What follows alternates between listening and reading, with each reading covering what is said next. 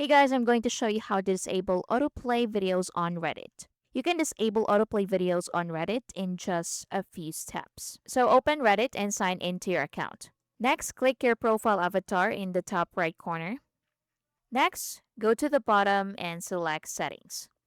Next, at the top, select Preferences or Feed Settings depending on the interface. Then, once you're here, scroll down to Accessibility, and under Accessibility, go to Autoplay Media and disable Autoplay Media. So click on it to disable it. So this disables autoplay for videos and animated GIFs. You can also turn off reduce motion.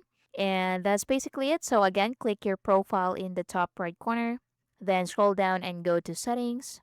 Once you're on Settings, at the top, go to Preferences. Once you're on Preferences, scroll down a bit and go to Accessibility. And under Accessibility, you will see Autoplay Media and just toggle it off.